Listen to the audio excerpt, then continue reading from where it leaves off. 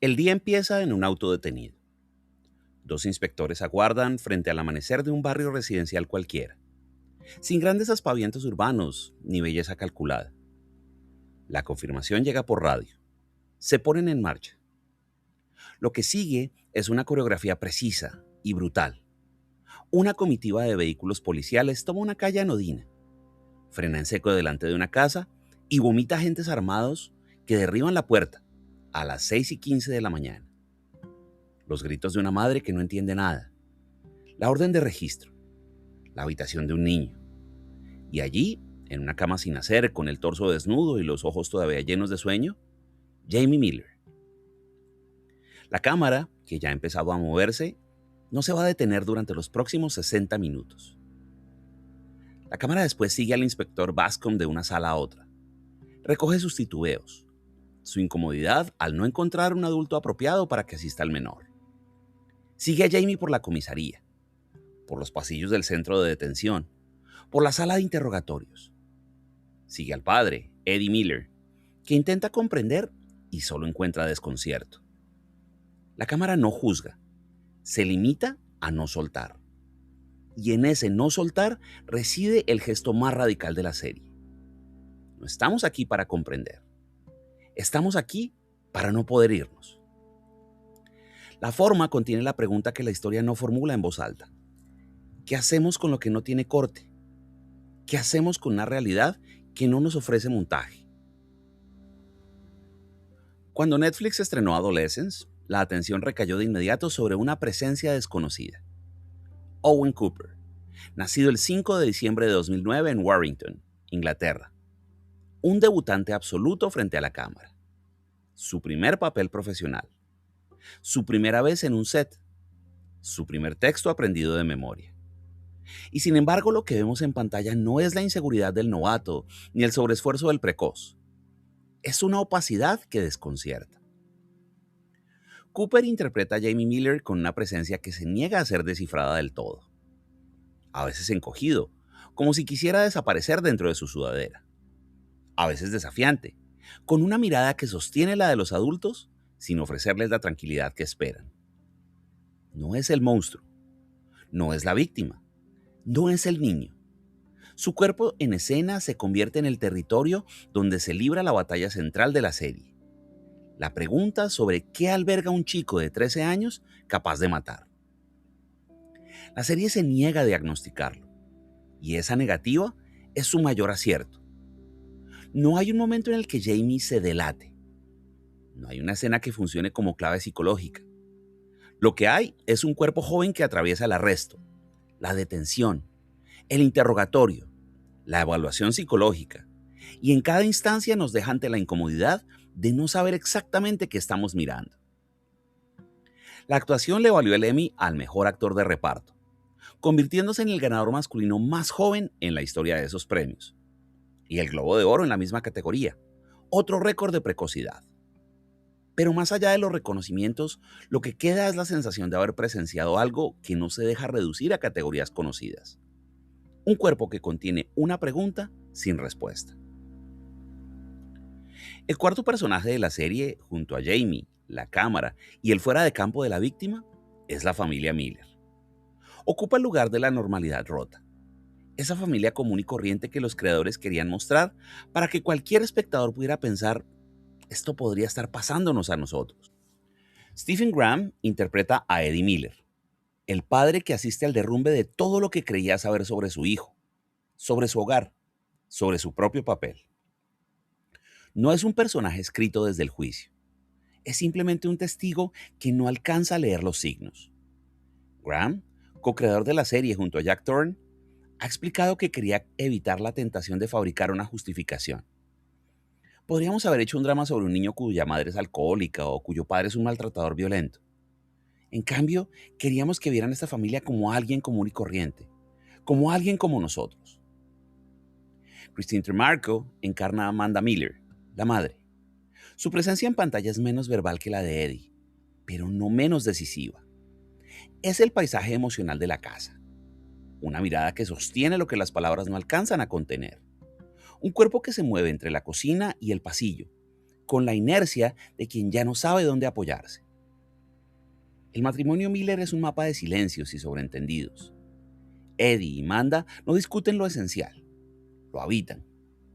La serie muestra su desconcierto sin convertirlo en melodrama. No hay grandes escenas de reproche ni confesiones catárticas. Hay, en cambio, gestos mínimos. La forma en la que Eddie se sienta en la comisaría sin saber qué hacer con las manos.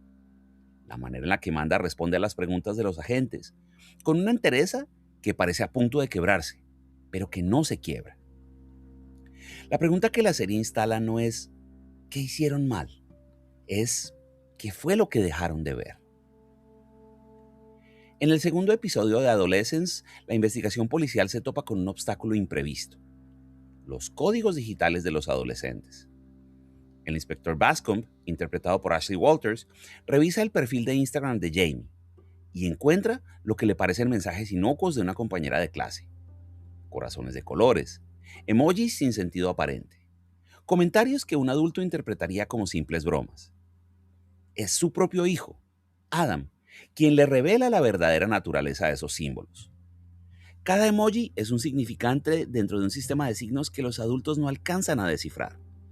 La dinamita, por ejemplo, es una referencia a la píldora roja, el símbolo central de la manósfera, esa constelación de sitios web, foros y comunidades digitales que promueven una masculinidad agraviada y revanchista.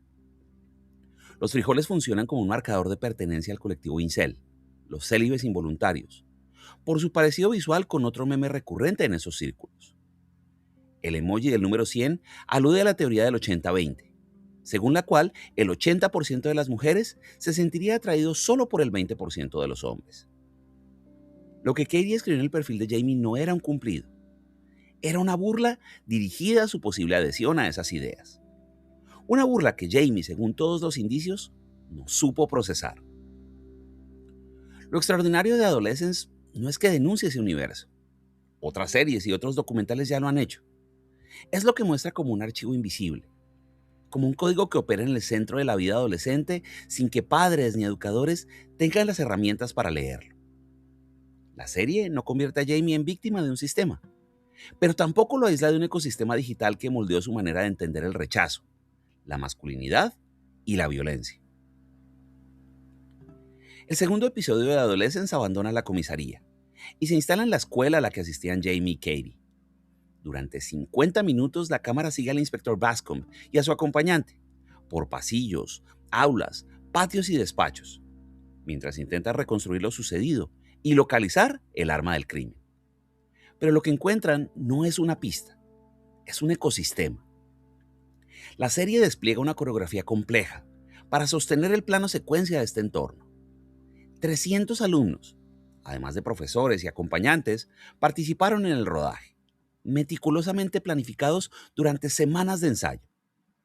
La cámara se desplaza sin tropezar, pero la sensación que transmite es contraria al orden.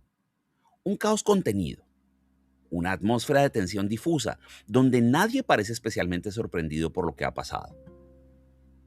La escuela no es aquí un personaje colectivo que respira y observa. Es más un organismo que ha incorporado la violencia a su metabolismo sin siquiera notarlo. Lo que ocurrió entre Jamie y Katie no sucedió a pesar de ese entorno, sino dentro de él. Y los adultos que lo habitan, los profesores, los inspectores, los orientadores, llegan siempre tarde, con herramientas que pertenecen a otro siglo. El tercer episodio de Adolescence reduce el mundo a una sola sala. Algunos meses después del crimen, la psicóloga clínica Bryony Ariston, interpretada por Erin Doherty, acude al centro de internamiento donde Jamie espera la evaluación que determinará su futuro judicial. Y lo que sigue es un duelo verbal de 60 minutos, contenido entre 4 paredes, 2 sillas y una cámara que no se mueve ni un instante. Jamie comparece ante Bryony con todas sus máscaras disponibles. Al principio se muestra reservado, huidizo. Luego prueba el encanto. Responde con frases cortas. Sonríe. Intenta caer bien. Cuando esa estrategia no funciona, emerge el desprecio. Y cuando el desprecio tampoco alcanza, aparece la amenaza. La actuación de Cooper en esta obra ha sido calificada como una de las más intensas de ese año en televisión. no por lo que muestra, sino por lo que insinúa. Brioni no se deja amedrentar. Sostiene la mirada. Hace las preguntas que Jamie no quiere responder. Lo acorrala sin alzar la voz. En un momento que se ha convertido en el centro magnético de toda la serie, Jamie está a punto de admitir algo. Balbucea un comienzo de confesión. Todo lo que hice fue... Y entonces se detiene. Su rostro cambia. Aparece una sonrisa que no es de niño. Mírate, le dice a Brioni, toda esperanzada, como si fuera a decir algo importante. La máscara se rompe y se reconstruye, todo en un mismo segundo. La cámara no toma partido. Registra el intercambio sin acercarse, sin subrayar, sin música que le indique al espectador lo que debe sentir. Esa ausencia de énfasis convierte la escena en algo más perturbador que cualquier estallido de violencia explícita. Lo que vemos no es a un monstruo, ni a una víctima. Es a un chico de 13 años que ha aprendido a usar la intimidación como recurso, que sabe exactamente qué decir para desestabilizar a una adulta. Y a una psicóloga que no se deja engañar, pero que tampoco encuentra la llave que abra algo parecido al arrepentimiento. La serie convierte el interrogatorio en un teatro mínimo, donde las máscaras se suceden sin que ninguna termine de fijarse. Vulnerabilidad, rabia, manipulación, miedo, todo está allí, en ese cuerpo joven que ocupa la silla como quien ocupa un escenario. La pregunta ya no es si Jamie es culpable, porque las pruebas no dejan lugar a la duda. La pregunta es si alguien, en algún momento, podría haber evitado que ese chico se convirtiera en lo que ahora es. Y la sala no ofrece respuesta. Solo sostiene la pregunta, en un silencio que dura lo que tarda en terminar el plan. En el segundo episodio de Adolescence, la detective Misha Frank formula en voz alta lo que el espectador ya intuye. Katie no es importante. Jamie sí.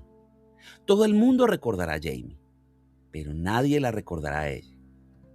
Es un momento de autoconciencia poco frecuente en televisión. La serie que estamos viendo hace exactamente lo que su personaje denuncia. Seguir el cerebro de Jamie, reconstruir su entorno, auscultar su radicalización, mientras la persona a la que le arrebató la vida queda reducida a una fotografía breve, algunos comentarios en redes sociales y el recuerdo de una profesora que apenas alcanza a decir que hablaba demasiado. La única vez que vemos a Katie con vida es a distancia, en una grabación de circuito cerrado. Una figura minúscula que forcejea en un estacionamiento antes de ser acuchillada.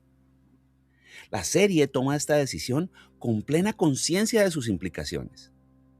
Katie Lerner, interpretada por Emilia Holliday, nunca aparece en pantalla más allá de esa imagen granulada. Su familia no comparece. Su historia no se reconstruye. Su voz no se escucha. No hay episodio dedicado a su duelo, ni flashback que le devuelva el rostro en el que el crimen le arrebató. Algunas críticas señalaron esta ausencia como una carencia ética. La serie, se dijo, reproduce en su propia estructura aquello que denuncia. La detective Frank lo dice con claridad. El perpetrador siempre ocupa el primer plano. Y Adolescence, en efecto, le da el primer plano a Jamie durante 4 horas. Y sin embargo, la serie sembró una presencia subterránea que de cierta forma contradice esa ausencia superficial. La actriz Emilia Holliday presta su voz a varias canciones de la banda sonora. Y el director Philip Barantini lo confirmó. La voz en la partitura es la voz de Katie. Katie forma parte de toda la serie. Su presencia está siempre ahí. Lo que la cámara no encuadra, la banda sonora lo sostiene. Es un gesto mínimo, casi un susurro, pero modifica la lectura del conjunto. Katie no está ausente, está en otra capa, en una frecuencia que requiere una escucha distinta. No mira, no habla, pero canta. Stephen Graham, co-creador y protagonista de Adolescence, ha contado en repetidas ocasiones el origen del proyecto. La noticia de un chico joven que apuñaló a una chica hasta matarla. Y luego otra, y otra más. Me quedé en shock, declaró a Tudum. Pensaba, ¿qué está pasando? ¿Qué sucede en la sociedad para que un chico mate a una chica a puñaladas? ¿Cuál es el incidente desencadenante? Y entonces volvió a ocurrir, y volvió a ocurrir, y volvió a ocurrir. Quería arrojar luz sobre ello y preguntar, ¿por qué está pasando esto hoy? ¿Cómo hemos llegado hasta aquí? Esa acumulación de casos no funcionó como una base argumental directa, sino como indicio de un patrón que exigía ser explorado. Graham y el co-guionista Jack Thorne construyeron una historia de ficción, pero la concibieron desde una premisa que Thorne resumió con nitidez. Estamos haciendo una afirmación sobre la masculinidad. Estamos tratando de meternos dentro de un problema. No decimos que sea una cosa u otra. Simplemente decimos que esto va sobre los chicos. Lo que distingue a Adolescence de otras ficciones sobre crímenes juveniles es su rechazo sistemático a ofrecer una respuesta cerrada. La serie no propone una causa única. Ni los padres, ni la escuela, ni Internet, ni la manósfera, sino que acumula capas de contexto, sin ordenarlas en una jerarquía nítida. Jamie ha sido humillado en redes sociales. Ha interiorizado un discurso de rechazo y desprecio hacia las mujeres. No encaja en los moldes de la masculinidad que su entorno valora. Su padre lo quiere, pero no sabe leerlo. Su escuela detecta el malestar sin saber nombrarlo. Las plataformas digitales amplifican el veneno sin que nadie regule su circulación. Cada episodio añade un estrato sin cancelar los anteriores. Y en esa acumulación reside la tesis más incómoda de la serie. No hay un solo responsable. Hay una constelación de condiciones que, combinadas, produjeron lo impensable. Una periodista de Vogue lo describió como un realismo miserable, una falta casi forense de artificio, que convierte a la serie en algo más cercano a la observación clínica que al entretenimiento. Pocas series en la historia reciente de la televisión han logrado lo que Adolescence consiguió en las semanas posteriores a su estreno, el 13 de marzo de 2025. Convertir un drama de ficción en un asunto de debate parlamentario. El primer ministro británico Keir Starmer vio la serie con sus hijos adolescentes y declaró que golpeó muy de cerca. Convocó una reunión en Downing Street con los creadores, representantes de organizaciones benéficas y jóvenes. Describió la serie como una antorcha que ilumina con intensidad una combinación de problemas que mucha gente no sabe cómo abordar. Netflix, en una decisión sin precedentes, liberó la serie de su plataforma para que pudiera proyectarse gratuitamente en todos los centros de secundaria del Reino Unido, a través del servicio Into Film Plus. La medida fue acogida por el gobierno, pero también generó cautela entre psicólogos y educadores. Ellie Hanson, psicóloga clínica e investigadora, advirtió que era realmente importante que se entienda que esto es un drama, no un documental. En algunos debates se están confundiendo ligeramente ambas cosas. Hanson subrayó que los puntos clave del aprendizaje estaban dirigidos a los adultos, no a los niños. El debate desbordó las aulas y los despachos oficiales. Jack Thorne instó públicamente al primer ministro a considerar una prohibición de los teléfonos inteligentes en las escuelas y una edad de consentimiento digital. La diputada laborista Annalise Midgley propuso que la serie se proyectara en el propio Parlamento. Los grupos de padres que ya abogaban por restringir el acceso infantil a las redes sociales vieron multiplicarse sus apoyos. El debate sobre la responsabilidad parental, la regulación de las plataformas digitales y la educación afectiva de los varones jóvenes, que ya estaba en curso, encontró en la serie un catalizador de una potencia inusual. Pero el legado de Adolescence no se agota en su impacto político inmediato. En el centro de la serie hay una intervención más silenciosa y quizás más duradera. La decisión de rodar cada episodio en un único plano secuencia. Esa elección formal, que pudo haber quedado como un alarde técnico, se reveló como el verdadero contenido de la serie. La cámara que no corta es la materialización de una ética. La negativa a apartar la mirada. En una época en que el contenido digital se fragmenta en estímulos cada vez más breves, Adolescence propuso todo lo contrario. Una hora seguida, sin escape posible. Ese gesto, más que cualquier discurso, es lo que permanece. La serie no cierra sus preguntas. No hay un veredicto final sobre Jamie. En el último episodio el juicio aún no ha ocurrido. Ni hay una explicación que disuelva el desconcierto. Lo que Adolescence deja instalado es un temblor. La sensación incómoda y duradera de haber mirado algo que no se deja resolver. El cuarto episodio de Adolescence transcurre 13 meses después del arresto. La familia Miller intenta celebrar el 50º cumpleaños de Eddie. Manda preparar el desayuno. La rutina doméstica ha recuperado su forma, pero no su sustancia. La furgoneta de Eddie aparece vandalizada con la palabra nonsense pintada en el lateral. Es una palabra que se utiliza para agresores sexuales en el Reino Unido. Dos chicos pasan en bicicleta gritando lo mismo, sin saber muy bien qué significa ni cómo se escribe. La familia acude a una ferretería a comprar pintura para tapar la palabra. Un empleado le expresa a Eddie su apoyo a Jamie. Pero el padre no quiere ese apoyo. No quiere nada de lo que está pasando. Eddie y Manda intentan poner distancia con el crimen de su hijo, pero no hay forma de escapar de él. La serie, que ha sostenido la cámara sin interrupción durante 4 horas, convierte ahora el plano secuencia en una forma de asedio. No hay corte que libre a los Miller de su propia historia. La cámara los sigue mientras intentan hacer compras, mientras recogen a su hija del colegio, mientras vuelven a casa. Los gestos cotidianos se cargan de un peso que no les correspondería en otro contexto. El episodio avanza hacia una de las escenas más devastadoras del año. Jamie llama por teléfono desde el centro de internamiento. Es el cumpleaños de su padre. Le anuncia que va a cambiar su declaración. Se declarará culpable. Quería hacerlo yo mismo, papá, antes de que te enteraras por otras personas. La familia se desmorona en la cocina. Manda se derrumba. Lisa, la hermana, llora en el pasillo. El plano no se rompe. La escena dura lo que dura la vida, sin música que indique lo que hay que sentir, sin montaje que ofrezca refugio. Eddie y Manda, más tarde, se preguntan en voz baja. Lo hicimos nosotros. Lo creamos, ¿no? Y luego viene el final.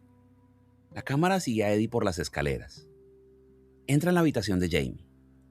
Todo sigue como el día de la detención.